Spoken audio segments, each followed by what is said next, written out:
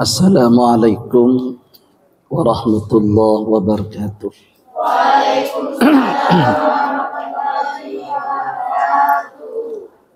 Bismillahirrahmanirrahim.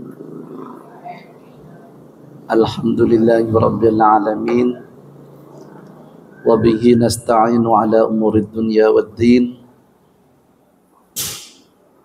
Allahumma salli ala nuril anwar wassiril asrar wa tiryakil aghyar wa miftahi babil yasar Sayyidina Muhammadinil Mukhtar wa alihil athhar wa ashabil akhyar adada ni'amillahi wa ibdalih. Rabbi zidni ilma warzuqni fahma. Rabbi shrah li sadri wa yassir li amri wahlul 'uqdatam min lisani yafqahu qawli. Amma ba'du. Yang kami hormati segenap sivitas akademika Universitas Islam Jember, yang kami hormati pengurus PMII Rayon FISIP dan peserta Sekolah Islam dan Gender. Jadi perlu sekolah Islam ya, dan perlu sekolah gender. Di sini kami hadir kebetulan baru dari acara webinar dialog di Universitas Negeri Jember, dan saya mengajak mahasiswa dari Universitas Ibrahimi Pondok Pesantren Salafiyah Syafi'iyah Sukoharjo Situbondo. Ada yang alumni Sukoharjo? Ada. Saudara-saudari yang kami hormati, memang penting saat ini kita membahas tentang masalah gender, tentang masalah wanita. Bahkan dalam satu abad Nahdlatul Ulama, karena saya kebetulan ada di pengurus Lazisno PBNU dan mengikuti perkembangan kegiatan yang dilaksanakan oleh pengurus besar Nahdlatul Ulama. Salah satu agendanya kemarin yaitu tentang NU Women. Jadi menjadi topik dan pembahasan utama tentang NU Women. Jadi wanita-wanita Nahdlatul Ulama, kader-kader perempuan Nahdlatul Ulama. Saya berdoa kepada Allah, kalian yang hadir di sini, yang ikut sekolah Islam dan gender ini, mudah-mudahan menjadi wanita yang soleh, wanita yang memiliki prestasi, wanita yang memiliki karir yang baik, pekerjaan yang baik, pekerjaan yang bermanfaat bagi agama, bagi bangsa dan negara. Dan na'udzubillah, mudah-mudahan kalian itu dijauhi dari pekerjaan-pekerjaan yang menistakan, pekerjaan-pekerjaan yang membuat wanita tercela, wanita tidak terhormat. Saya ngeri kadang-kadang ketika melihat realitas. Satu, banyaknya wanita di Indonesia itu yang menjadi TKW-TKW yang tidak terhormat. Bukan berarti TKW tidak terhormat ya. Ada beberapa wanita di Indonesia menjadi TKW lalu dipekerjakan tidak terhormat. Na'udzubillah. Dan juga banyak juga wanita-wanita yang kemarin itu masuk ke ISIS, jadi teroris, jadi gerakan-gerakan radikal, baik itu di luar negeri maupun di dalam negeri. Nah, oleh karena itu berbicara tentang masalah Islam dan gender ini, acuannya mari kita mengacu kepada syariat, kepada ajaran Al-Quran.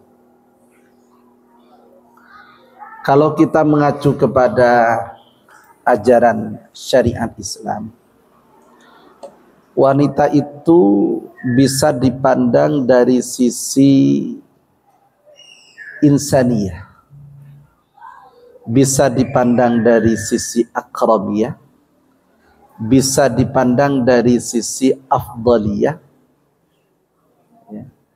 Kemudian bisa juga dipandang dari sisi persamaan hak. Gitu. Kalau dipandang dari sisi atau sudut insaniyah, wanita ini dengan laki-laki sama.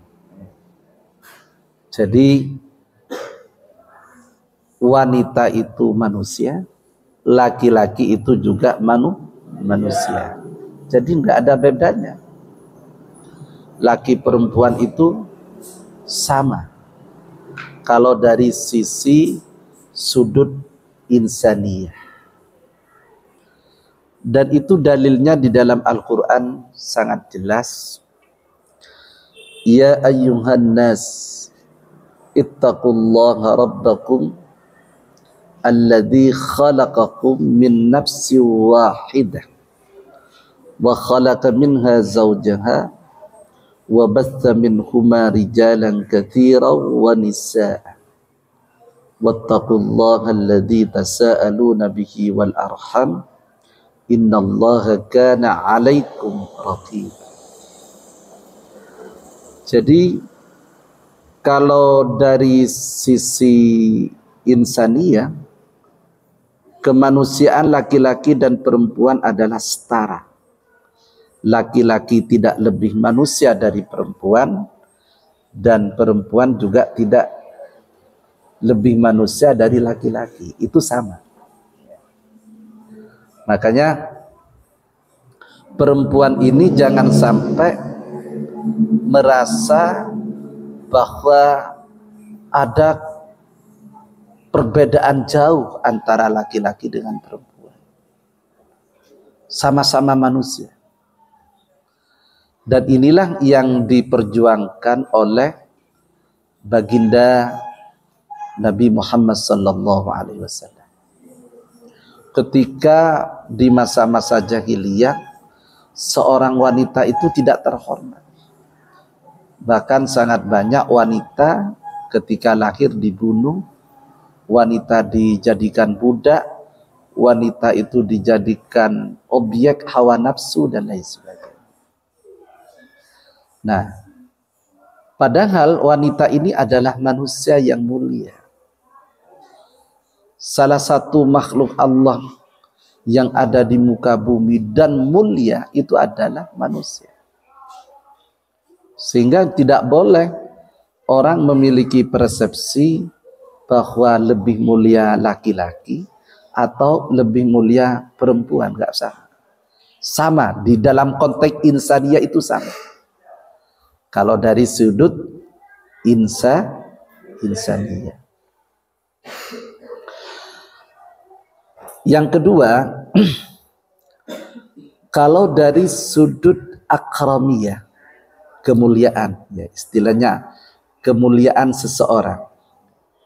Jadi kita beda ya, dari sudut insaniyah dan dari sudut kemuliaan ini beda. Kalau dari sudut kemuliaan, bisa saja lebih mulia perempuan daripada laki-laki. Juga bisa lebih mulia laki-laki daripada perempuan. Dalilnya itu sudah sangat jelas, yaitu inna akramakum indallahi atqakum. Sesungguhnya yang paling mulia di antara kamu sekalian itu adalah orang yang bertakwa. Jadi secantik apapun perempuan, sekaya apapun perempuan,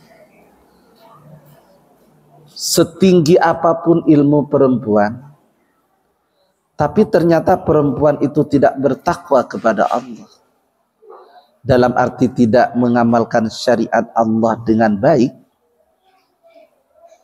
ditimbang atau dipersamakan dengan seorang laki-laki, walaupun dari sudut ekonomi, walaupun dari sudut kegantengan, walaupun dari sudut lain-lainnya itu masih lebih rendah, tapi seorang laki-laki ini lebih bertakwa dari perempuan ini, maka dalam pandangan Allah laki-laki itu bisa lebih mulia ketimbang perempuan itu. Begitu pula sebaliknya, ketika ada seorang laki-laki yang tidak bertakwa kepada Allah dibandingkan dengan seorang perempuan yang takwa Allah, maka dari sisi akramiyah ini lebih mulia perempuan ketimbang laki-laki.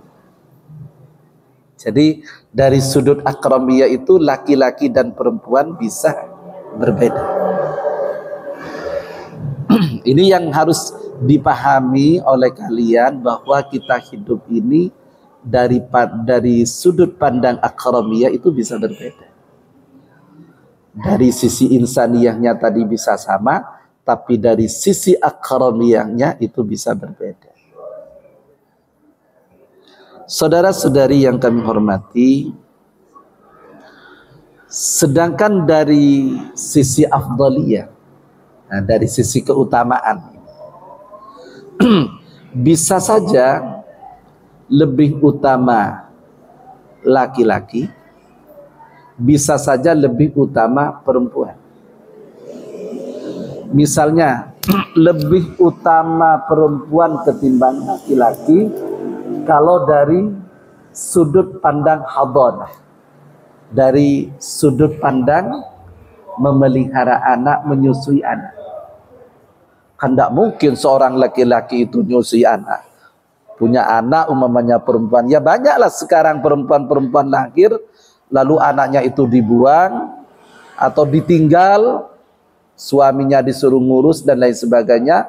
Yang perempuan itu pergi kemana tidak tahu.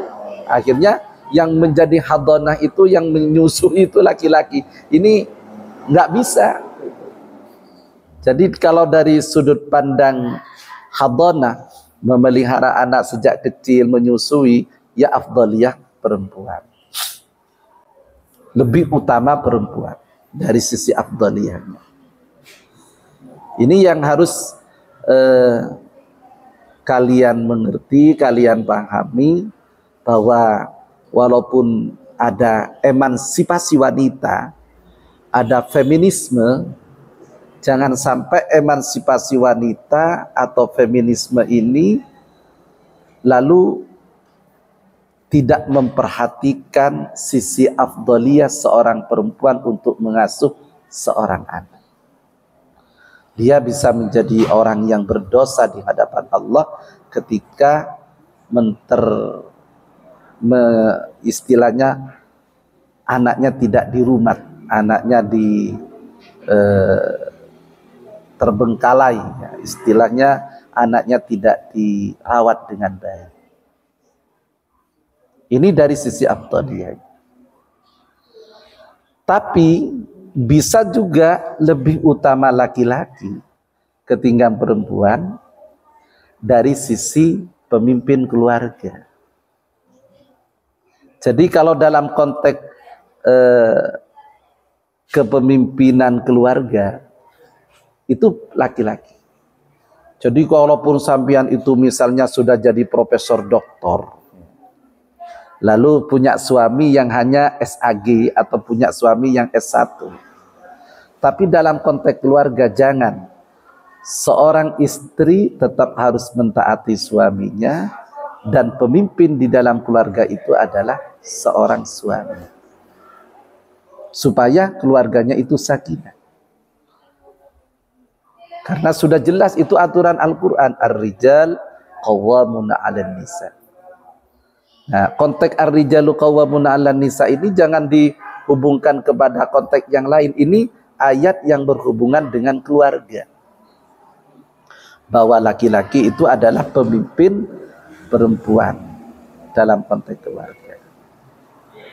Jadi afdaliyahnya lebih afdal laki-laki ketimbang perempuan dalam konteks keluarga. Jadi seorang istri tetap harus pamit ketika keluar kepada suaminya atau saling memahami bahwa suaminya sudah punya aktivitas ini, istrinya punya aktivitas ini, harus tafahum di situ. Harus saling memahami. Saudara-saudari, akan tetapi dalam konteks sosial kemasyarakatan, laki-laki dan perempuan itu memiliki hak dan kewajiban yang sama. Jadi jelas di dalam ayat Al-Quran itu wal mu'minuna wal mu'minatu ba'duhum awliya'u ba'din. Seorang laki-laki dan perempuan itu di antara sebagian bisa menjadi pemimpin sebagian dari yang lain. Bisa saja laki-laki menjadi pemimpin perempuan, bisa saja perempuan yang menjadi pemimpin laki-laki. Jadi dalam konteks ini, seorang perempuan ini boleh menjadi presiden, tapi dalam konteks negara yang demokratis, yang melibatkan kepada rakyat. Kemudian menjadi gubernur, menjadi bupati, kepala desa, dan lain sebagainya, itu diperbolehkan. Ya juzuk, jadi boleh seorang perempuan karena memiliki hak dan kewajiban yang sama dalam konteks hubungan sosial. Nah, ini yang harus diketahui oleh sekolah gender ini, bisa menempatkan posisi perempuan dalam pandangan Islam. Bahwa perempuan itu bisa dipandang secara insaniyah, bahwa perempuan itu bisa dipandang dari sisi akramiyah, bahwa perempuan itu bisa dipandang secara afdaliyah, dan juga perempuan itu bisa dipandang dalam konteks sosial itu. Nah, kalau kita sudah bisa menempatkan diri seperti ini, terutama dalam konteks hubungan sosial, tidak boleh perempuan itu tidak memiliki peran-peran sosial. Jadi tugas perempuan itu bukan hanya mana, maca, dan masa. Kalau perempuan itu hanya diposisikan kepada mana, maca, dan masa, nggak perlu ada pendidikan, nggak perlu sekolah perguruan tinggi. Nah, adanya perguruan tinggi, adanya sekolah yang melibatkan perempuan ini supaya perempuan bisa memiliki peran-peran sosial, baik dalam konteks kebangsaan, kenegaraan, keagamaan, dan lain sebagainya. Itu bisa dilakukan oleh perempuan-perempuan. Nah, sehingga Nahdlatul Ulama sendiri, adanya NU Women ini, mari NU Women ini, Ningyani Wahid ya, putrinya Gus Dur yang menjadi ketua 1 abad Nahdlatul Ulama ini, sudah merancang ingin menggerakkan wanita-wanita, ingin menggerakkan perempuan-perempuan itu, satu, memiliki pendidikan yang terukur. Jadi nanti akan ada pelatihan bagi wanita-wanita Nahdliyin supaya memiliki keterampilan, baik itu di bidang ekonomi, baik itu di bidang sosial, baik itu di bidang politik, maka perempuan harus memahami ini. Dan juga ada agenda bahwa dunia ini bagaimana, terutama di Indonesia, itu zero tahun 2060 itu sudah zero emission. Nah ini harus, menurut saya kepingin sebenarnya mengajak PMI itu sinergisitas dalam program-program green lingkungan. Jadi lingkungan dunia, khususnya di Indonesia, khususnya di Jember ini, sudah banyak rusak.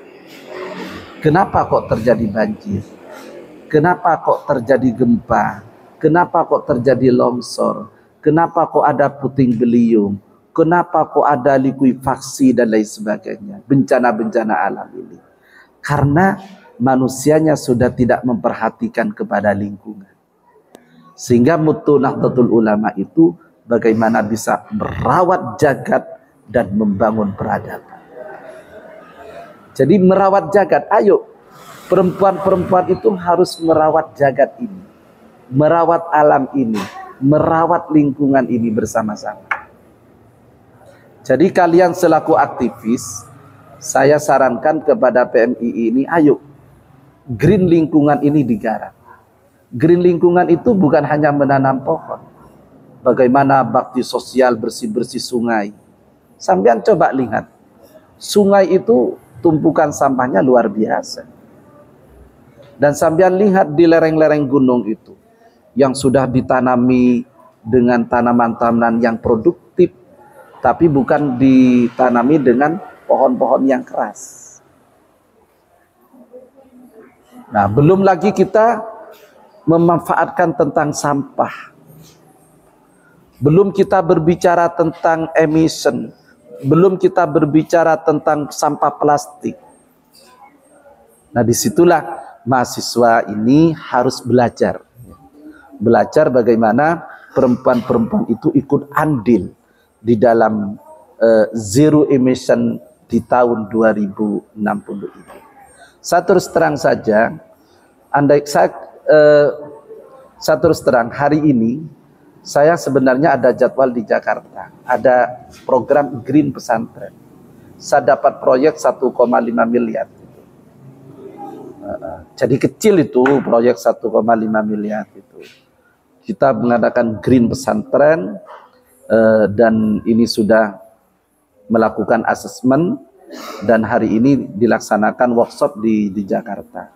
Tapi saya itu ingat, saya ini mungkin lebih manfaat berbicara di anak-anak muda sekarang. Kalau di sana kan sudah tua-tua itu, pengasuh-pengasuh pondok itu. Saya terus terang, anak-anak muda inilah yang dikatakan youth is the hope of religion, nation and country. Jadi pemuda inilah harapan agama, bangsa dan negara. Sehingga saya mementingkan tadi berbicara di Universitas Jember, berbicara di forum ini, karena kalian inilah yang akan melanjutkan estafet kepemimpinan, baik itu di tubuh Nahdlatul Ulama, di tubuh PMII sendiri, maupun di daerah-daerah nantinya kalau sudah terjun ke masyarakat. Itulah yang bisa kami sampaikan, kurang lebihnya mohon maaf. Hadanallahu wa iyyakum ajma'in. Wassalamualaikum warahmatullahi wabarakatuh.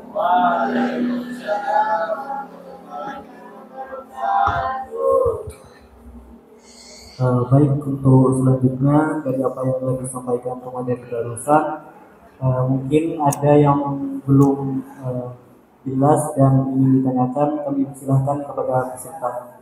Mana anu? Sabah